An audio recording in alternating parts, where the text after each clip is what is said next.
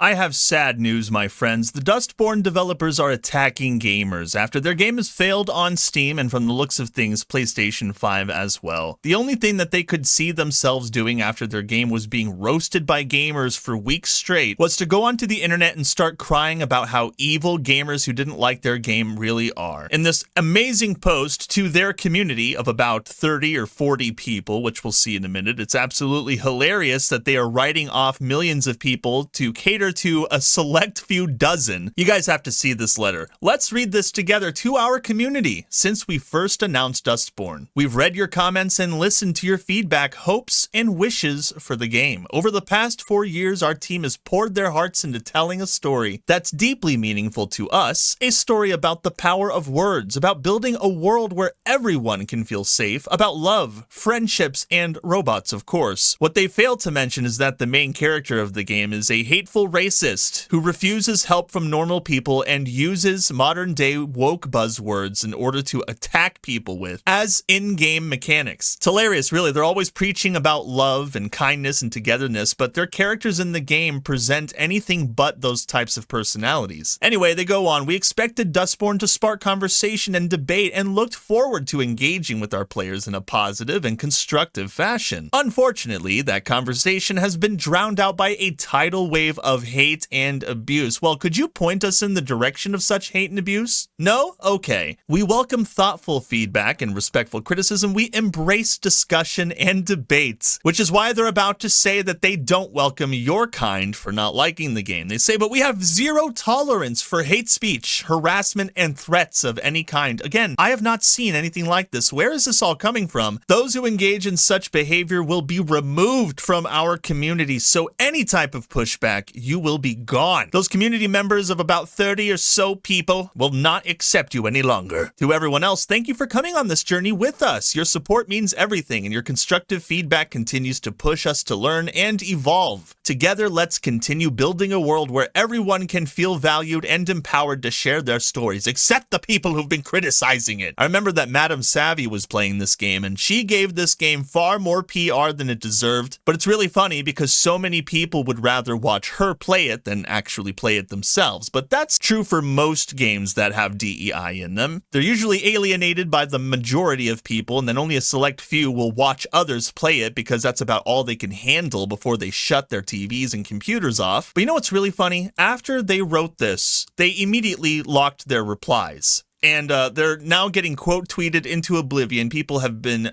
slamming them all night because they feel attacked. Gamers feel attacked. All of these people who didn't buy the game, which is in the millions, by the way, only a few hundred people even bothered. Red Threaded Games and Quantic Dream are now writing these people off. And yes, I did say Quantic Dream because they came to Red Threaded Games' defense shortly after. And they said, we want to express our heartfelt support for our partners at Red Threaded Games. We stand united against hate in all its forms and are committed to fostering communities built on understanding and respect. They said that they're standing united against hate in all its forms. And then they go and lock the replies. Of course they do, because that's what they do. They talk about how much they love kindness and togetherness and friendship and healthy dialogue. But the moment you try to have a dialogue with them, no bueno. Gonna shut off our replies. You know, it's so funny that they preach about love and tolerance and supporting people against vitriol and hate when David Cage, the head of Quantic Dream, denied allegations of toxic workplace culture, where he said that all the female characters in his games were whores. Quantic Dream didn't make games for F words, and I don't mean the FU word, I mean the FAG word. So, there you go. That's Quantic Dream for you. So the Dustborn devs were crying, and Quantic Dream came to their defense, but they're not the only ones. You can also expect people like Kotaku to throw their 2 cents in. Dustborn developers condemn tidal wave of hate and abuse directed at the team. The choice-based adventure has been the latest game targeted by culture war nonsense, where he says that plenty of user reviews complained not about any legitimate gameplay or design gripes, but instead about the woke mind virus and a bunch of other buzzwords used to complain when people of color, queer folks, and overtly leftist politics are are expressed in media, but they have no idea. They really have no idea. In fact, I doubt that these people have even played the game, because the game itself pushes a crap ton of politics, buzzwords, and diversity, equity, and inclusion. It's like full frontal DEI. It's right in your face. And not only that, but DEI is interwoven into the mechanics of the game itself, which you will see in just a second, although I've talked about this in the past and people have been talking about it. The media is in complete denial. They hate you and all they can do is lie. As per PC Gamer, Dustborn devs call out the tidal wave of hate and abuse that's engulfed the game. Of course, the media is always coming to the defense of these developers. They're always trying to give CPR to these games that have already died on arrival. It's insane that they will continue to take the side of the gaming industry that is the least profitable, the least wanted, the least respected. But what more can you expect from these media pundits? Those who engage in such behavior will be removed from our community, they quote. Dustborn developer Red Thread Games has released a statement decrying the tidal wave of hate and abuse that surrounded the studio and game since its release last week. And then they acknowledge right then and there that Dustborn is an alt-history Americana road trip game, so it's propaganda that wears its politics on its sleeve. Well, there you have it. So this is why people are criticizing the game. It's not just the fact that DEI mechanics are interwoven into the gameplay itself, but the main character is annoying, hateful, racist. There are all sorts of problems with this game, but it's all about love, they say. It holds a mostly positive user rating on Steam and an aggregate critical score of 68 on Metacritic. Unfortunately, only a few people are playing the game, and those few people are who Quantic Dream and Red Thread Games are going to defend. But not just the media, not just the developers themselves will attack gamers. Black Girl Gamers will do it as well. The gaming consultancy agency that pushes Sweet Baby Inc. ideals. I haven't seen them in a while, but they just had to throw their hat in the ring and attack gamers once more. The very people that they claim to cater to. This is disgusting, they say. Something has to be done about the rampant and abusive culture that's happening. It can't just be swept under the rug. The team were super sweet when we met them. Well, sweetness does not automatically translate into good-natured, and good-natured is not the feeling I get when I see gameplay for Dustborn. And also, what in the world are you going to try and do to gamers who talk about this game in a negative way? What are you going to do? Hunt them down? Make more terrible propaganda games? You're going to torture us to death with all of these terrible releases? Come on. They claim that gamers are hateful, but here they are saying that this can't stand. Something has to be done about it. What do they want to do? Hurt us? Anyway, let's take a look at some of those gameplay features once more. From Carcosa Lang, criticism does not equal hate and abuse. Also, no receipts yet again. And that's what I'm saying. They didn't bring any receipts. It's just like hate and vitriol and racism. It's like, where? Where are you getting all of this from? But the game teaches it. Screenshots literally in the game. Antifa simulator. We are so living in a clown world. Thanks for the good times, Quantic Dream. Won't be getting my money ever again. So here is one of the things that you can use as a game mechanic. Discord. We've learned to sow Discord. It gives us the ability to turn people against each other. This could be useful both when we're talking to people and when we're fighting enemies. It's basically a propaganda 101 game. Normalize. It gives us the ability to make people think certain behaviors or feelings are normal, but I'm not sure it will do much for us in a fight. It certainly didn't do much for your sales. Cancel. Will allow us to isolate people from their friends and compatriots. In battle, this could be a useful tool against enemies. I feel like we should be saving these screenshots because these people are basically putting their DEI plan on display for everybody to see. If we memorize these, save them, we can probably point out when this stuff is being enacted in the future. It's hilarious, really, how obvious they're being with their agenda here. And then one more, bully. Bully gives us the power to force people to do something they may not want to do. What kind of love and friendship game is this supposed to be? Or to make them feel bad about themselves. In fights, this could be highly effective. This is terrible. This sounds like the worst game ever. I've already seen gameplay. I've seen Madam Savvy playing it. I've seen other people playing it, the people who actually bothered to pay money for this $30 slop. It's garbage, really. And they're not just garbage because of the gameplay. They're not just garbage because of the DEI. They're also garbage because they've used far more government money than has been previously reported as per Grums. The Norwegian Film Institute funded the game for 14 million, or nearly 1.4 million US dollars. This is in addition to the 150,000 euros from the Creative EU grant program. Dustborn is basically an Antifa training game. You bash the fash across the divided states of America by using vocal powers to call people racist. That's exactly what you do in the game. And that's the game that the media is defending and the developers are attacking other gamers about. The game has 33 players currently on its opening week now, now. We got to refresh those numbers. I want to see if this number has gotten below 29. Let's go ahead and refresh it. Oh, no change at all. This is the community that these game developers are defending against you, normal everyday gamers. This is what they think. They think that these extremely minor communities need to be protected at all costs, even if it means destroying their own reputation as well as their company's financials outright. This game has not made any money, and yet so much money has been spent on it. That should tell you a lot. If you'd like to be told even more, let's go take a look at the Twitch numbers. How many people watching it? 20 viewers right now and only 89 followers. People don't give a crap about this title. One of the people said right at the bottom that they don't even want to play anymore. So yeah, the people who are actually bothering to give this game a chance are really just trying to mock it. They don't care. People don't care about this game at all. In fact, you could go as far as to say that they care about this game just as much as they do about Concord. If you see this article from IGN, they dive into this. Concord is estimated to have sold only 25,000 units. Here's why analysts think it's failing. Wow. How does a Sony exclusive fail this hard? How do they sell so little copies? Well, maybe it's because it's a trash Overwatch clone that has pronouns in it, and people weren't willing to spend $40 on that kind of a game, especially when it was shown that not many people were interested in it during the time of the beta. It's a financial failure. Now, they have their suggestions as to why this may happen, but they ask, is Concord actually selling that badly? Unfortunately for Sony, yeah, so IGN has straight up admitted it. They say that while historically low numbers like the ones being experienced by Concord have a tendency to be used to drive narratives that don't always paint a full picture, I assume they're talking about anti-woke YouTubers or something, that's not what's happening here. Liam Dean, principal analyst at Omdia, said the Steam numbers are so bad that even without the exact data on the PS5 side, we can be pretty certain that the game is doing very badly.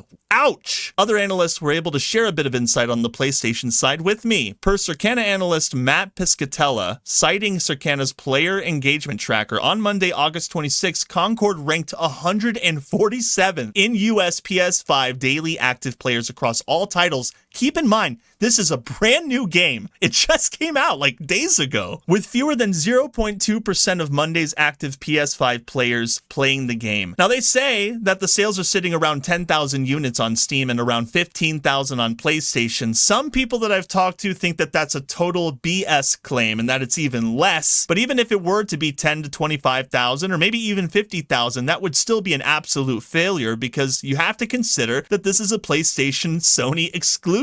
But not even on Steam can they get numbers that are satisfactory. Sadly, making a fun, high-quality shooter is not enough in the oversaturated live service space these days, and now we come to the reason why this game has failed, at least per IGN. Many of the analysts I spoke to lamented the reality. As they pointed out, Concord has been in development for years now. Yes, a lot of years. 8 years to be exact, with millions of dollars spent on it, only to be met with failure in its launch week. Why isn't Concord selling? Marketing, they say. According to Piscatella, Sony dropped the ball on this front, badly damaging its ability to build momentum ahead of release. The $40 price tag, they claim, is also a huge problem, and I agree, the $40 price tag was insane. That was way too high for a game that was a half-baked version of Overwatch. But their main argument is oversaturation. They don't even begin to acknowledge what gamers have been saying, such as the poor character design or the pronouns in the character bios, as I've mentioned before, which turned a lot of people off. To be honest, there are a plethora of reasons why this game could have failed, but the point is, the game failed. And by the day, its player base is also slowly dwindling, because if you take a look, right here, Concord only has 100 or so people playing in the last hour. The number has been slowly going down over time. This is not something that can be refuted, it's right there. I think that one of the biggest issues players are facing right now is discovering how many copies for these games are actually being sold, but somebody actually had a really fun idea that I have taken inspiration from. Take a look at this post from Larry Bundy Jr., who said, you know, Sony refuses to release how many players are on the PS5 version of Concord? Well, if you go to a trophy tracking site and you check the easiest trophy to obtain in the game, only around 1,250 people have obtained it. And he posted a screenshot to this, so I took his advice to heart and I decided to look on that site myself. So I went to PSN profiles to see how many people obtained the easiest achievement that you can get, which is supposed to to get when you start your very first match. Now here's the achievement right here. First takedown, get your first elimination. Now look at how many people have achieved this, and we're going to go over these numbers and how accurate they are in just a moment. But here is the argument that I'm presenting. If this is a worldwide calculation, and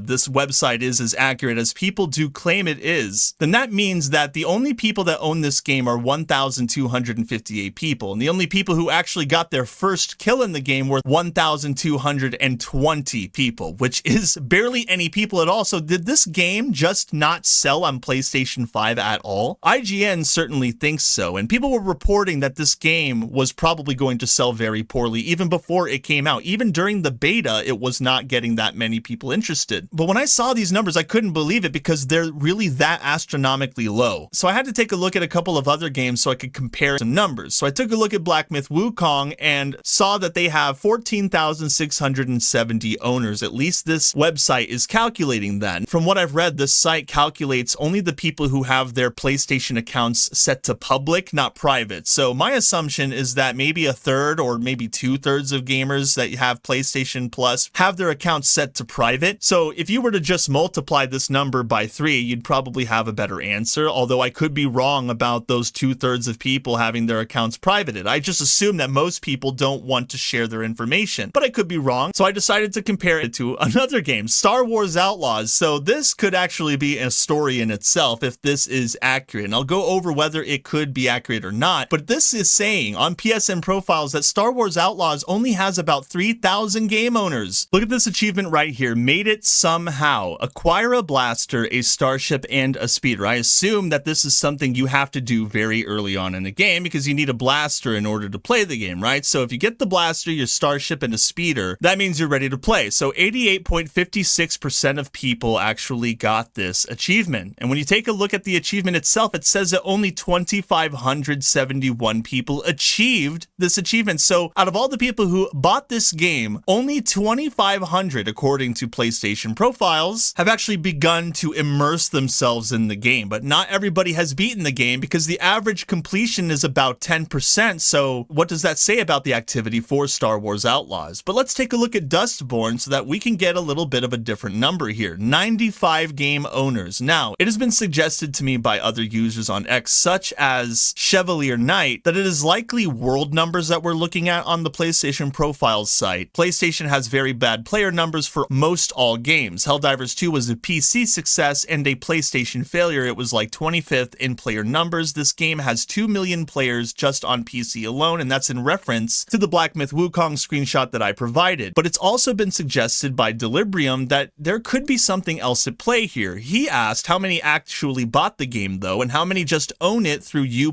from that number. And yes, IGN analyst was full of S with his 25k number. That's completely possible. The number could be far less than IGN is saying. But Delibrium's educated guess was that the site is pulling in Bs for North America region from one of these data centers Sony was using. East Coast, Midwest, West Coast. Those 2903 owners from reported 25,000 might be low for California. Now that is possible. It could be region locked. I have no idea how to confirm that. I was looking on the website to see if there was a way to verify if the site was only calculating certain regions of the United States. But there are 5 regions in the United States, right? Correct me if I'm wrong. So even if that were the case, that would only mean about 15 to 20,000 people are playing this game in those regions. And since there are 8 regions in the entire world total, including the United States, then you still would only have about 200 to 300,000 copies sold. But I'm being extremely generous and just throwing a wild number out there. This is assuming that these are region locked numbers, but I don't think that that is the case right now. There's no real way to prove that, and other people have suggested that these numbers are accurate, although there are a few more nuanced opinions where one person said that the smaller ones are the same site, that PSN profiles can track all users who have trophy data available publicly, which might also be true. I think that that is a little bit more true than the other suggestion because not everybody has their accounts public. Some people have their accounts privated, so we could have at least a third or 2/3 more numbers than what is on display. Now, I don't know for sure, once again, if that's true or not, but people have been making arguments for that. So what does that tell us about the games Dustborn and Concord? Well, they're both financial failures, but that can be proven just by looking at the Twitch numbers and the people playing on Steam. There are barely any people playing Concord support on Steam and barely anybody playing Dustborn on Steam. The audience is non-existent, so these people are preaching to a non-existent choir. People who are already going to agree with them, although those people are not very high in number. Quantic Dream and Red Thread Games have decided that the people who they are going to cater to are people who won't even buy their game. They have not purchased it. It's going to be really sad when they realize that the only people they made this game for were about a select 100. And those select 100 did not even stay to help support their game that they are thanking for supporting them. In fact, they're thanking nobody. Who are they thanking in this community post? Nobody played their game. So who are they preaching to? Who are they trying to defend? Who are they looking out for? Those people that you're looking out for never looked out for you. Here's my question to Quantic Dream and Red Thread Games. Have you ever once considered that maybe, just maybe, you're on the wrong side of history, but maybe an outright crash is the only thing that is going to make these people open their eyes? Because attacking gamers is not the way. And that's all I've got for you guys in this video today. I hope you all enjoyed it. If you haven't had the chance to like it and share it with your friends, that would be awesome. And hey, if you're feeling ultra spicy, consider subscribing to my channel so that you're always up to date on what kind of thing I've got going on. I look forward to seeing you all in the next one. Later. Meow meow.